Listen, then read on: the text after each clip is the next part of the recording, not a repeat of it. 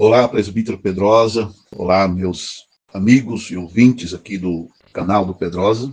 Muitas falas, com relação a estes assuntos aí do Adebrás, aquele senhor lá, o senhor SCF, é a sigla do nome, e com relação à passagem da sua esposa para a eternidade. Então, tem muita gente falando, e pessoas que não falam nada, ou tem pessoas que estão falando coisa com coisas, mas na verdade não estão falando com quem realmente conhece um pouco da história, Só um pouco da história. É importante que as pessoas tenham cuidado ao falar, ao pronunciar alguma coisa, ao julgar. Julgar não é da competência nossa, mas a fazer comentários é preciso muito cuidado. Se a pessoa não tem conhecimento, é melhor ficar quieto, Então, como você falou comigo aqui, eu quero aqui esclarecer algumas coisas assim. Eu vou falar aqui só a verdade e nada mais do que a verdade. E não tenho medo dessas verdades que eu vou falar, nem tenho medo das consequências que poderão vir. Pois eu também não sou um menino qualquer, não sou um moleque para falar o que não deveria. Primeiro, assim, como muita gente me conhece, a minha história, eu estou com 42 anos de ministério. 63 anos de vida. Então, um velho com 63 anos de vida não vai falar besteira. E a minha trajetória, como muitos de vocês aí sabem, quando eu era bem jovem, com meus 21 anos de idade, eu fui para o Rio de Janeiro, morei num bairro chamado Recreio dos Bandeirantes, é o nome do bairro, E naquela época eu era um estudioso da Bíblia, desde garoto novo. Lá no bairro que eu morava, tinha lá uma comunidade, tinha lá uma igreja muito boa, igreja boa mesmo. E eu comecei a frequentar aquela igreja. O pastor daquela igreja, me lembro até hoje, Sebastião Cardoso. Sebastião Cardoso era o nome do pastor daquela igreja, que era congregação da sede de Madureira.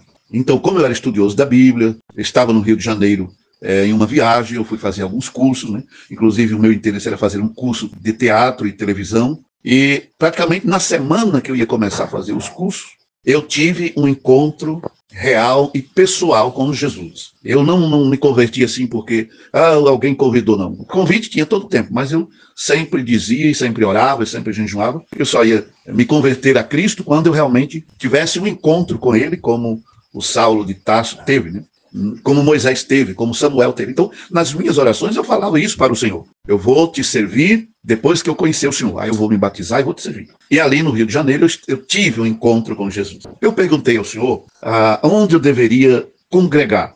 E falei para ele assim, porque essas igrejas parecem mais partido político, Eu sempre fui assim, muito direto com as coisas, não tenho a língua pesada, E resumo dessa história foi que o Senhor me respondeu, vá para a Assembleia de Deus. Que naquela época era Assembleia de Deus, Era a Assembleia de Deus. Aí alguém pode dizer, e hoje não é? Aí é outra história, nós temos que fazer outra história. Mas todo mundo está vendo que a Assembleia de Deus deixou de ser a Assembleia de Deus e virou a Assembleia de Deus do José Huerto, da família Bezerra da Costa, dos Ferreira, do Samuel Câmara, do Silas Malafaia, dessa turma toda.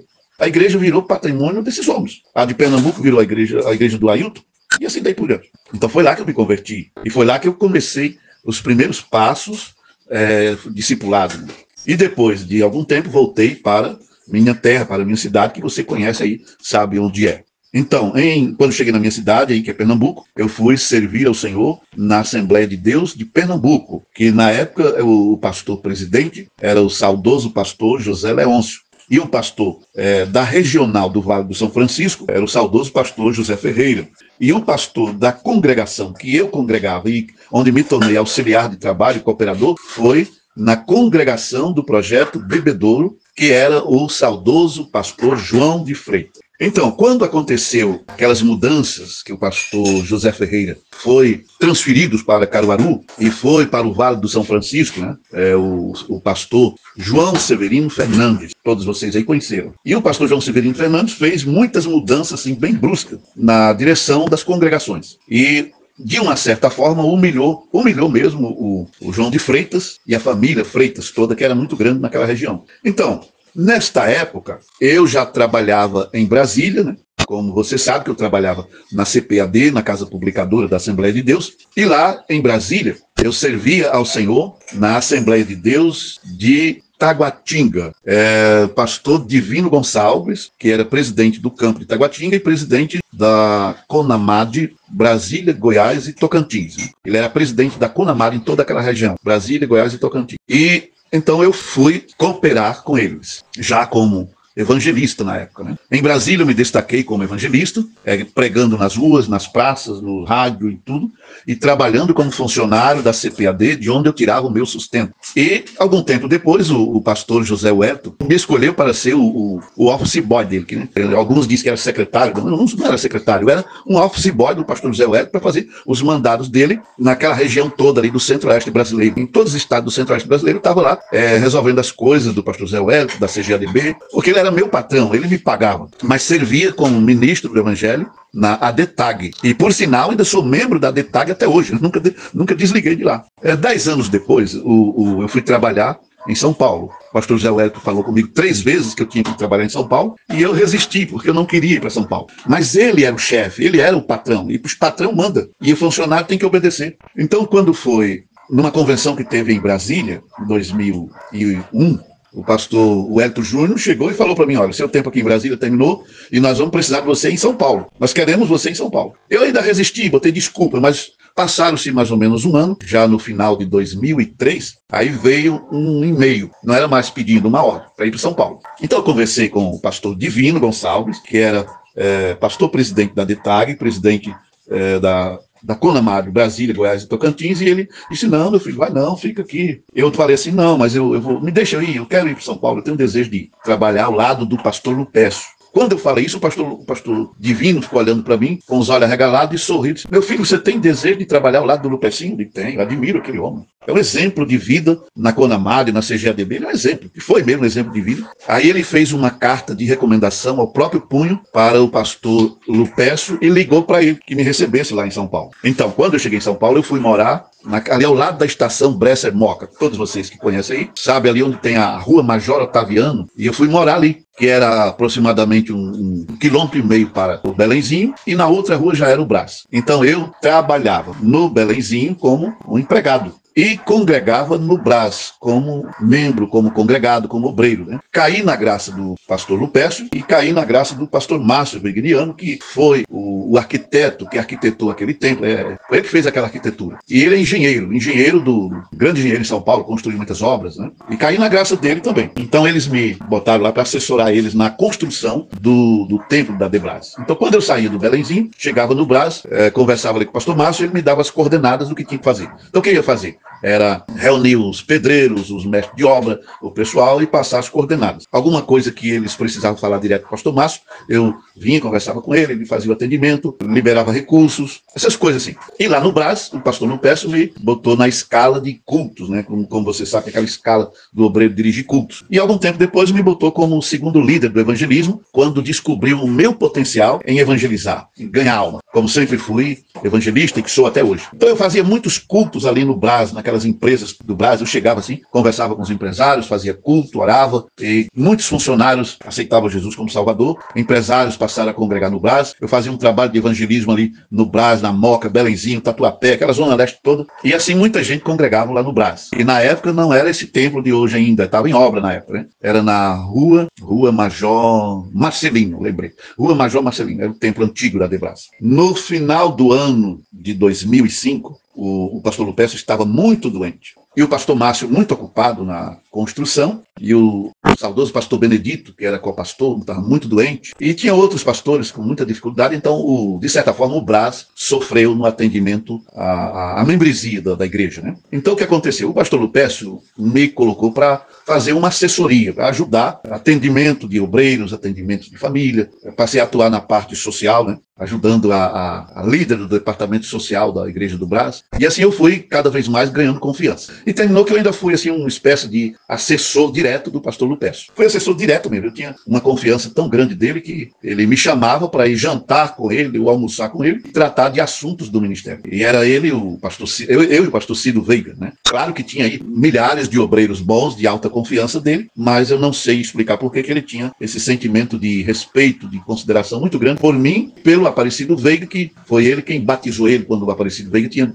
9 anos de idade. Agora o Aparecido Veiga já estava com 52 anos na época. Era um homem de alta confiança do pastor Lupécio. Então ele nos autorizou a começar uma campanha de oração no mês de janeiro, que todo mês de janeiro tem essa campanha de oração lá no Brás, que chama campanha Janeiro Profético, acho que é. Parece que é Janeiro Profético. Então nós estávamos naquela campanha de oração, mês de janeiro todo, e o pastor Lupécio mandou que continuasse na oração no mês de fevereiro. E nós continuamos. Então no iníciozinho do mês de fevereiro, é aí que começa a história, né? Eu estava orando e você sabe, quando a gente ora, Deus revela coisas tremendas. A gente orando ali, tinha muitos obreiros, muitos irmãos, e nós de joelhos ali, o fogo caindo, a glória de Deus descendo, e eu vi assim uma luz, apareceu uma luz tipo sol, dentro da congregação lá no Brás. E depois daquela luz, apareceu uma estrada, é que chama aí um caminho, né, de barro. E o pastor Lupécio andando, e aparecia um homem vinha, um homem sagaz, astuto e oportunista. O Senhor me deu até o discernimento quem era aquele homem, astuto, sagaz e oportunista. Então, na visão, o homem atacou a primeira vez, mas o pastor Lupécio ainda estava bem jovem e conseguiu se defender. Depois a visão repetiu novamente, o pastor Lupécio já um pouco bem mais velho, um pouco gordo. Aí o homem veio e conseguiu pegar no paletó do pastor Lupécio, tentou tirar alguma coisa da carteira, mas não conseguiu. Aí a visão desapareceu. Aí eu veio a terceira vez. Na terceira vez, o homem se aproximou, agarrou o pastor Lupécio e na visão eu vi, isso aqui eu vi claramente como se estivesse assistindo uma TV de tela plana dessas da imagem da mais alta qualidade. O homem arrancou uma carteirona cheia assim do bolso do pastor Lupécio, e quando o homem segurou a carteira, aí aquela imagem deu um zoom,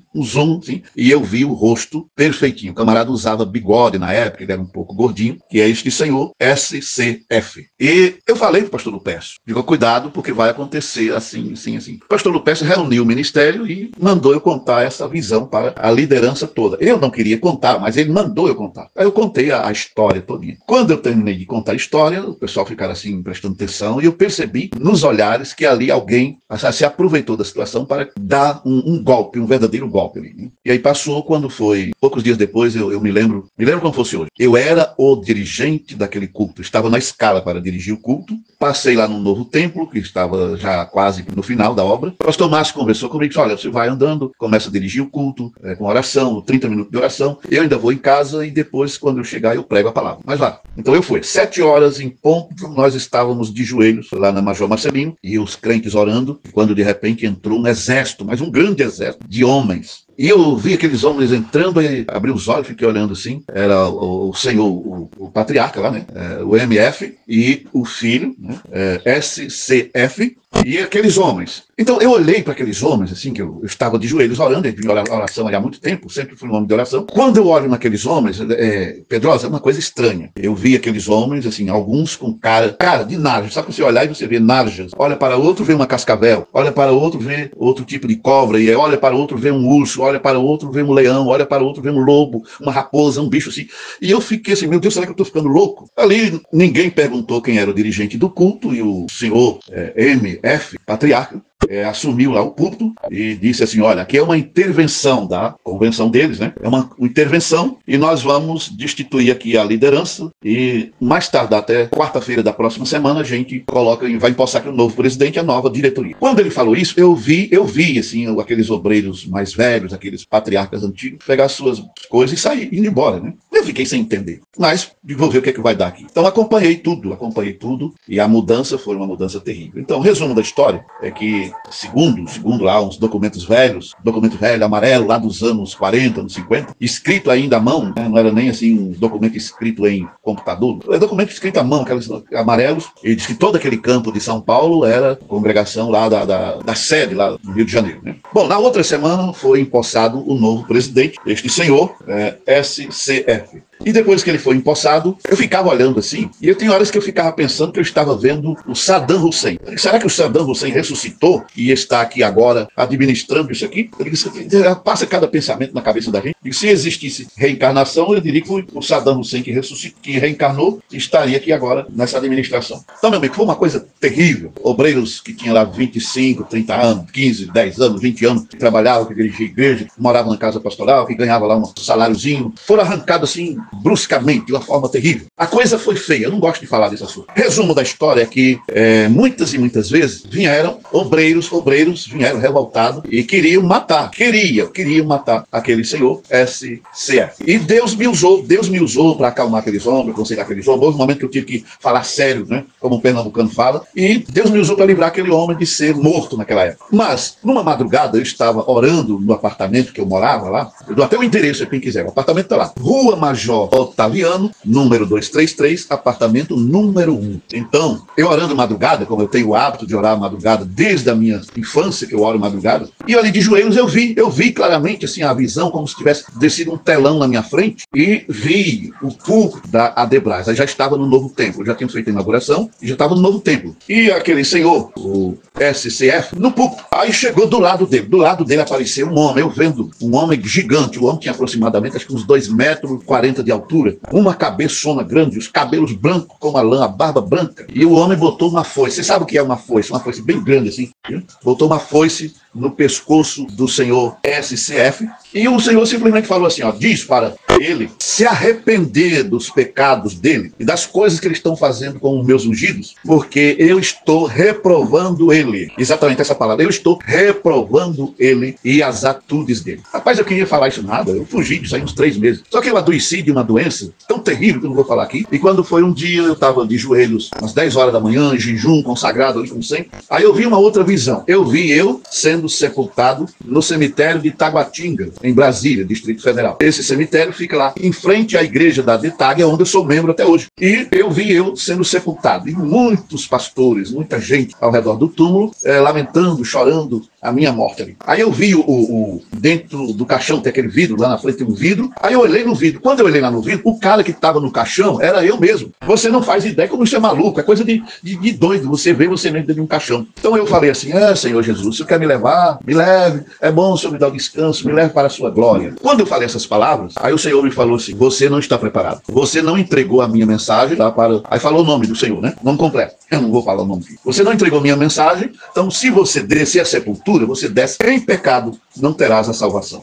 Rapaz, você não faz ideia como eu virei crente naquela hora. Aquele foi o dia que eu virei crente de verdade, viu? Eu levantei muito crente, corajoso, como sempre fui, mas ali parece que a coragem foi dobrada. E quando foi num culto de doutrina, aquela sede, zona lotada de gente, o homem pregou que tremeu o chão. Ele prega bem. Depois que ele terminou de pregar, atendeu lá alguns obreiros, ele não deve atender muita gente. Ele é muito grosso, ele é muito... Aí eu fui, me aproximei dele, com um jeitinho de, olha, eu preciso de uma palavrinha com o senhor. Ele falou assim, fala logo, Galdinho, fala logo. Aí eu contei a história lá do homem, grande, a foice no pescoço dele, aquela coisa toda, e mandou ele se arrepender, voltar para a palavra.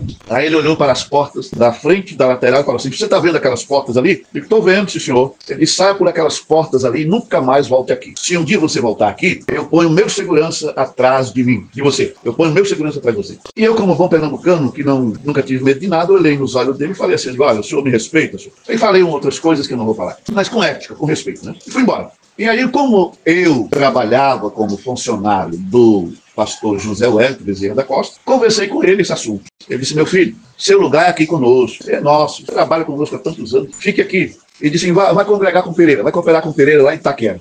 Pastor José Pereira, que primeiro secretário do Belém há mais de 50 anos. Aí eu fui e fiquei definitivo lá com o pastor José Wellington, né? Quando foi um dia, o pastor Márcio, filho do Lutécio, me ligou e falou que vinha tomar café comigo, que era para mim para a reunião de obreiro. E vem para cá, a gente conversa. Aí ele chegou, nós tomamos um café já umas 8h30 da manhã, às 9 horas nós estávamos lá na Adebras. E eu disse para ele, o homem vai me botar para fora daqui hoje. Ele me avisou. Vai nada, vai fazer isso não. Você ajudou a gente a construir isso aqui tudo, ele hoje está administrando isso aí tudo, mas você tem sua participação, você sofreu ajudando ele, vai fazer isso não. E você vai ver. Bom, quando nós entramos, começou a reunião plenária, aquela coisa toda, né? E eu já fazia uns 40 dias que eu não ia lá. Aí uns velhos, aqueles senhores idosos que estavam sentindo minha falta, vieram me cumprimentar ali no onde eu estava, né? E aquilo pegou mal, não foi bom. Eu falava para os velhinhos, eu digo, olha, depois a gente conversa, né? Depois na hora do almoço, intervalo a gente conversa. Mas sempre vinham alguns velhinhos ali, e chegou um momento que tinha uns 10 velhinhos ao redor de mim, me cumprimentando, sentindo minha falta. De repente, meu irmão, eu ouvi foi o homem pegar o microfone assim, falou desse jeito aqui, olha essas palavras aqui, Marcos Rangel, aí eu cito o nome, Marcos Rangel, Leandro, botem aquele camarada pra fora daqui. E saiu orientando como chegar até o... Aí me botaram pra fora. Eu não resisti, porque eu não sou dono de nada, e saí embora. E muitos irmãos, mas assim, acho que mais ou menos uns 200 obreiros saíram atrás de mim, sendo solidários, perdoa o homem aí. Não, o negócio dele vai ser com Deus, é Deus que vai acertar as contas com ele. Agora aqui, depois a missionária, a serva do Senhor, que já dorme no Senhor, ficou sabendo dessa história e com algumas pessoas da mais alta confiança dela, ela me procurou e quando me procurou ela pediu perdão. Ela disse, pastor Galdino, por favor, perdoe o meu marido. Ele anda estressado, ele anda nervoso, talvez alguém falou coisas que não devia. Eu disse para ela, citei o nome, né? Eu disse, olha, ele não me deve nada, o negócio dele é com Deus, tá? Mas por favor, perdoe ele. Eu digo, olha, só a senhora mesmo para suportar esse chato. Falei desse filho, só a senhora para suportar esse chato. Eu não suporto ele não. Aí ela baixou a cabeça e saiu chorando.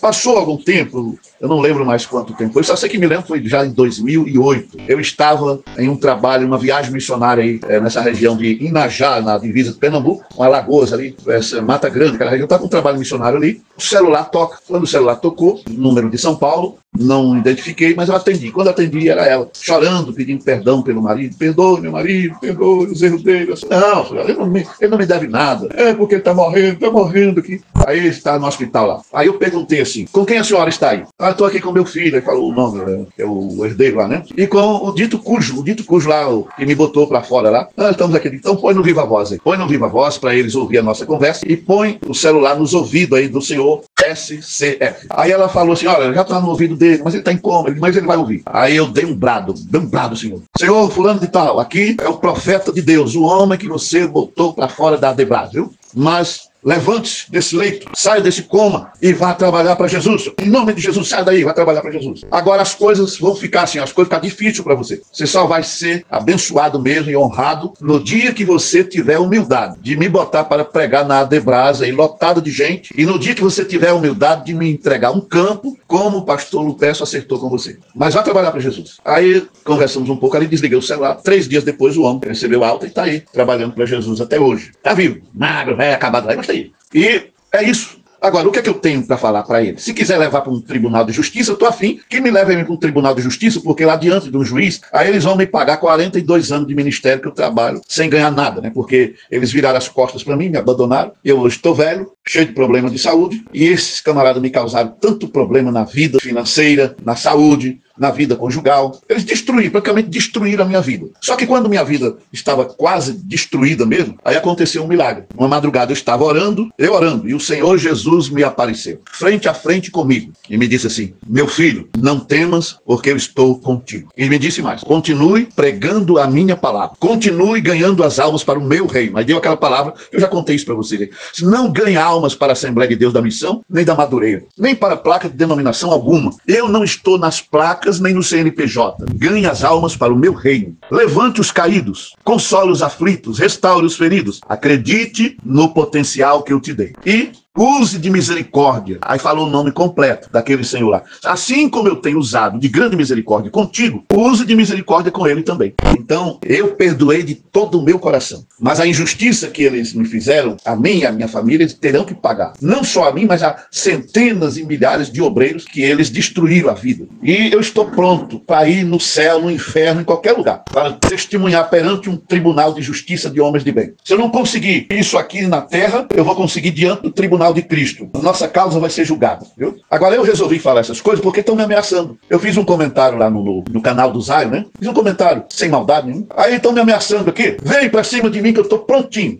prontinho para enfrentar vocês. Os outros 40 inimigos que se levantaram, que vieram contra mim, estão todos debaixo de 7 palmos. Todos eles. Tudo renomadão. Estão tudo lá debaixo de 7 palmos. E os que tinham dinheiro estão lá debaixo de umas gavetinhas de mármore. Alguém pode dizer uma coisa que você fez. Só pedir a Deus justiça. Só isso que eu faço. Então é melhor que tomem cuidado com quem está mexendo. Agora, e se mexerem comigo mais ainda, aí nós vamos para um tribunal de justiça e eu vou exigir na justiça uma indenização trabalhista por 40 anos trabalhando para esse sistema bruto, injusto e cruel. É isso que eu tenho para falar. Que Deus tenha misericórdia da alma de todos. E vamos para frente. Nosso negócio é com Jesus, nosso negócio é com o céu. E aqui na terra, não, é guerra. É guerra contra o diabo, é guerra contra homens injustos, é guerra contra um sistema bruto, cruel, miserável, igual esse sistema que está aí. Tem que mudar essa liderança. Não é só aí, é tudo quanto é de igreja, Assembleia de Deus. Tem que mudar tudo. Essa não é a Assembleia de Deus que nós conhecemos. Essa não é a Assembleia de Deus que Daniel Berg Gunavig implantou e que nos ensinou. Essa não é a Assembleia de Deus que Estevão Ângelo de Souza foi zeloso, e outros, Helena Cabral, e outros desses mais velhos que estão aí. Tem que mudar aí. Tem que mudar esse negócio aí.